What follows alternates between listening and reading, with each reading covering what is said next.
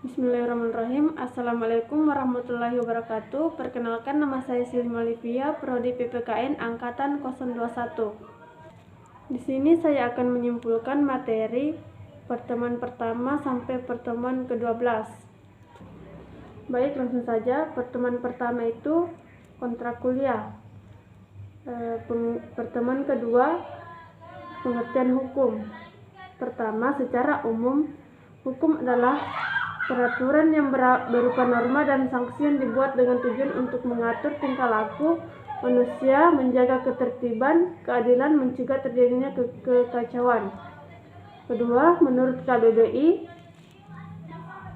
menurut Kamus Besar Bahasa Indonesia, hukum merupakan peraturan atau adat yang secara resmi dianggap mengikat dan dikukuhkan oleh penguasa, pemerintah, atau otoritas. Undang-undang, peraturan, dan sebagainya untuk mengatur kehidupan masyarakat. Pertemuan ketiga, unsur-unsur hukum. Ada 4 unsur hukum yang harus ada dalam suatu pengertian hukum atau perumusan suatu, yaitu hukum mengatur tingkah laku atau tindakan manusia, peraturan hukum ditetapkan oleh lembaga atau badan yang berwenang, menegakkan aturan hukum tersebut harus bersifat memaksa, meliputi sanksi-sanksi di setiap penyelenggara, sanksinya tegas dan diatur dalam peraturan hukum. Kedua, sifat hukum. Terdapat 2 jenis hukum, yaitu hukum bersifat mengatur dan hukum bersifat melindungi.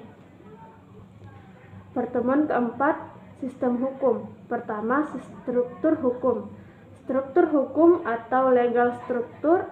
Struktur adalah kerangka atau kerangkanya, bagian tetap bertahan, bagian yang memberi semacam bentuk dan batasan secara keseluruhan. Pertemuan kelima, di sini kita membahas tentang substansi hukum. Substansi juga berarti produk yang dihasilkan oleh orang yang berada dalam sistem hukum yang mencakup keputusan yang mereka keluarkan. Pertemuan keenam, kita meet, disuruh membuat paper tentang aturan hukum adat, bagaimana sifat hukum, negatifnya, memaksa atau melindungi. Pertemuan ketujuh, kita membahas tentang hasil paper per individu. Pertemuan ke-8, kita membahas tentang budaya hukum.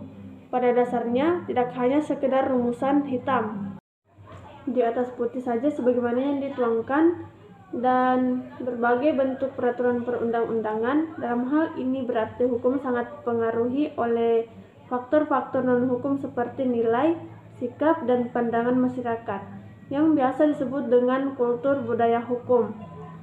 Pertemuan ke-9 itu absen. Pertemuan ke-10, di sini kita membahas tentang fungsi hukum. Hukum berfungsi sebagai perlindungan kepentingan manusia agar kepentingannya terlindungi, maka hukum seyogyanya dilaksanakan secara nyata. Pertemuan ke-11, di sini kita membahas tentang produk hukum. Di sini dibagi menjadi 3 variabel. Pertama, apakah normanya telah disampaikan? Kedua, apakah normanya serasi dengan hukum yang diterapkan bagi posisi itu? Ketiga, apakah si pemegang peran di gerakan motivasi yang menyimpan?